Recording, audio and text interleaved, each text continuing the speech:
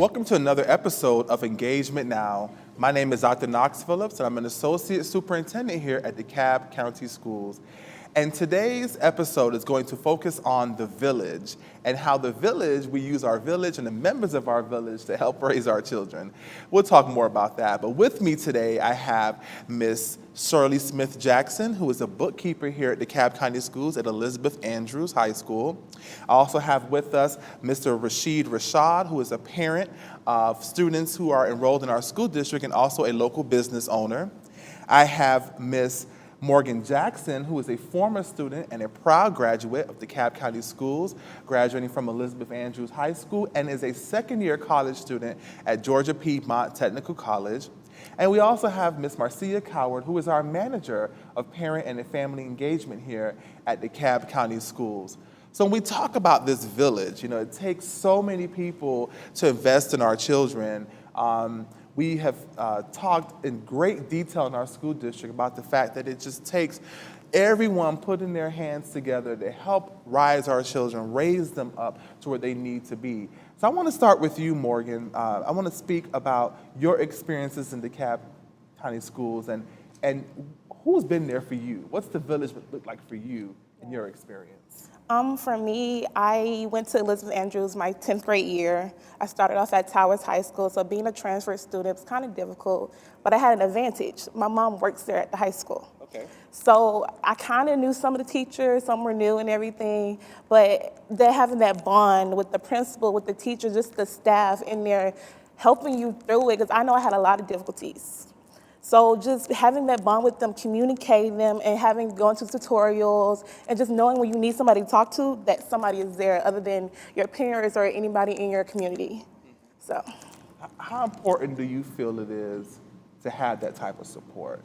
Oftentimes, I know we get shy, we don't want to talk about our weaknesses, we don't want to ask for help perhaps when we need it.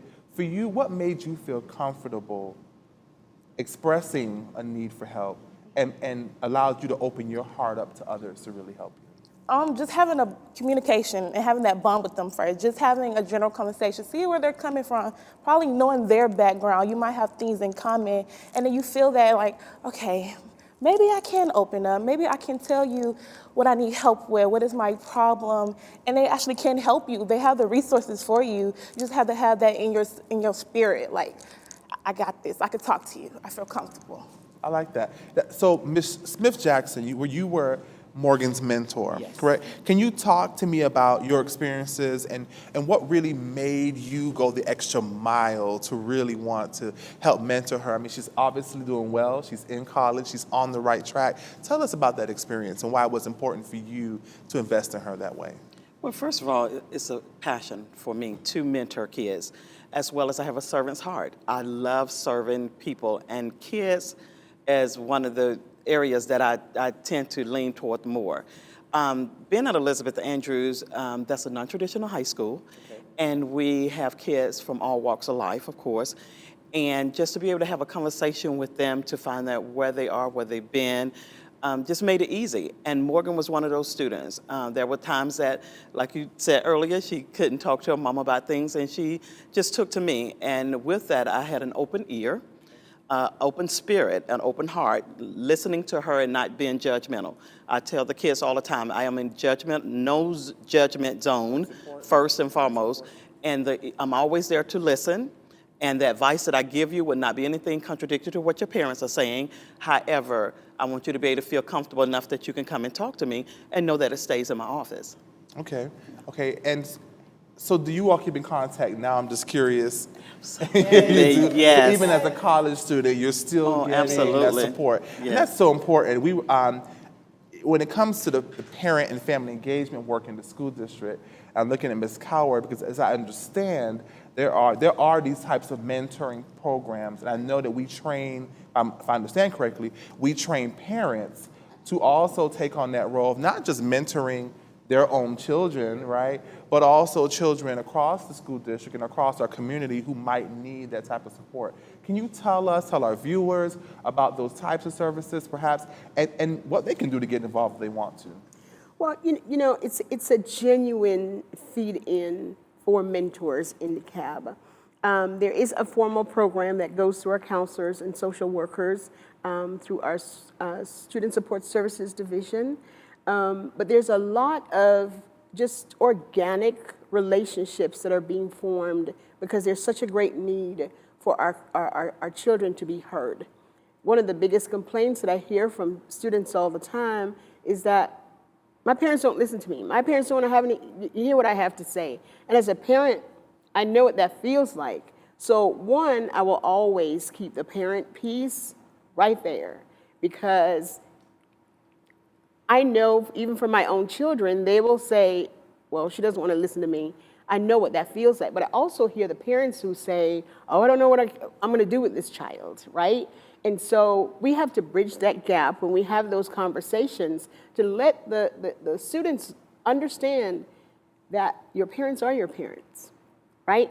And they have a right and a responsibility to guide you. Now, we can give you some pointers and we can help you through the struggles that you're going through, but absolutely, the parent is still going to be very much engaged. I would never mentor a student, and I have 15, by the way, that are in college, have finished college, and they come back. You have 15 children? No, I see. I have 15.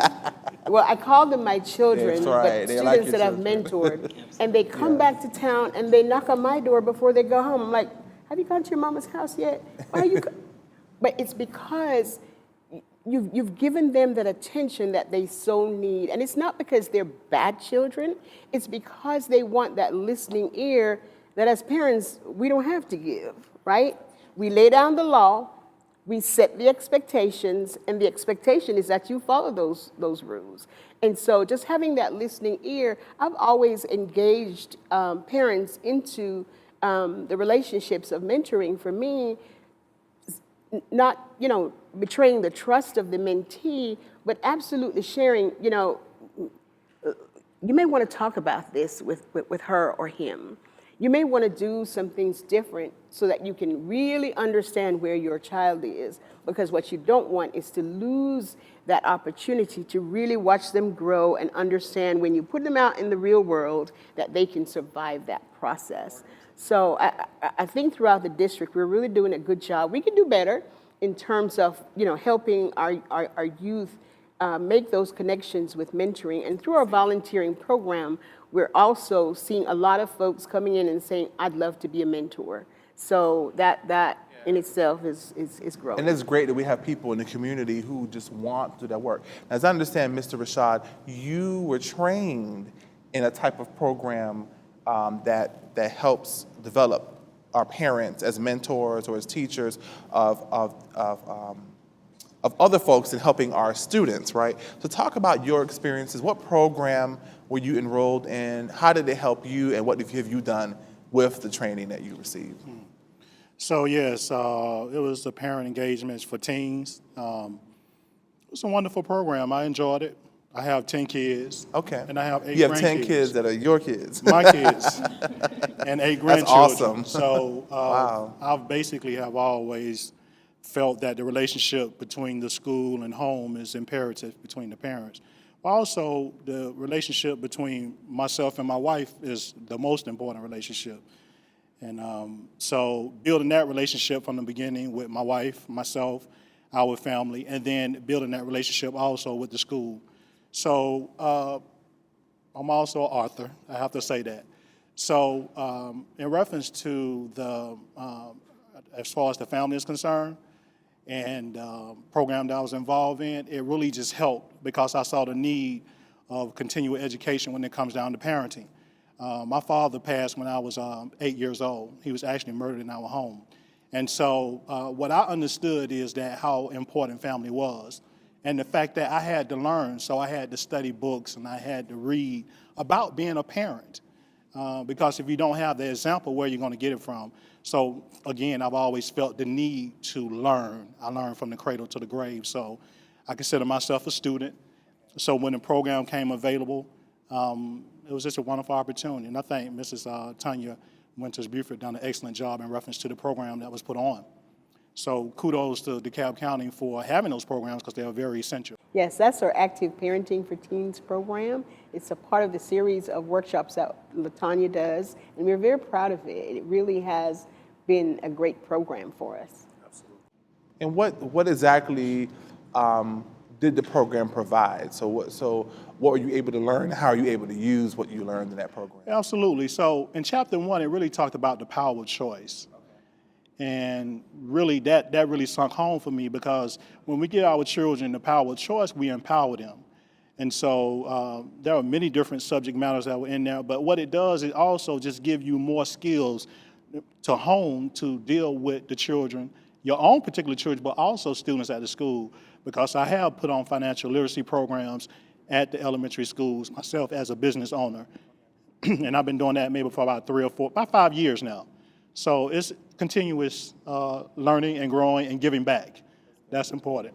And that speaks to what I think Ms. Coward talked about, is how we can use the expertise and the willingness of our parents and our community to come in and help our students.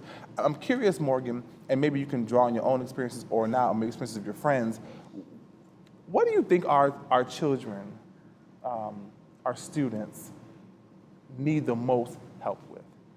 Because I know for students and for young people, it's not easy to open up and say, I need help, right? So if in the perfect world, if you look back in time, what do our students truly need?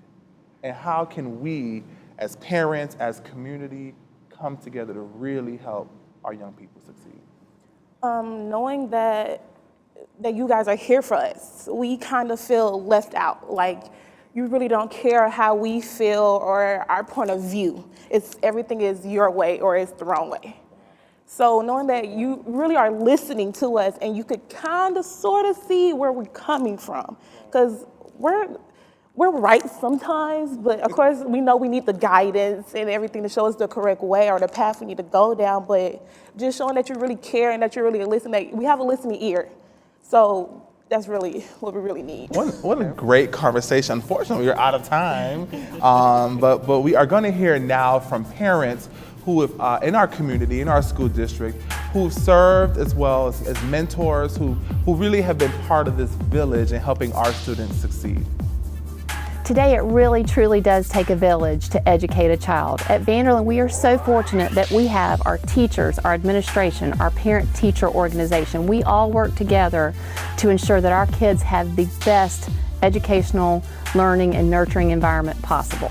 It takes a village to raise a child. You must include everyone that is willing to work with you and have a little transparency with the family so that they all know what's going on, and be honest about things with the family, and they will be able to work with you and you can work with them.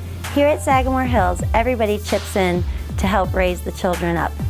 The teachers, the administration, the counselors, the paraprofessionals, the volunteers, and all of the families of the students help.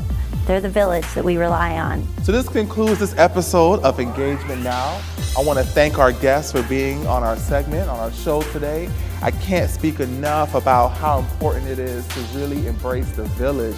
We have real life proof here through Morgan that when we come together and we selflessly help our students, we give of our time and our expertise, what wonderful things can happen. We're so proud of the fact that we have a community that's engaged and wants to do more for our students. But what I'm hearing today is that we need more. So if you're interested and you're watching this show and you're wondering, what can I do to help? Contact the DeKalb County School District. We have several opportunities for those who are passionate and interested and motivated about helping our students. We have an opportunity for you. Thank you for being here.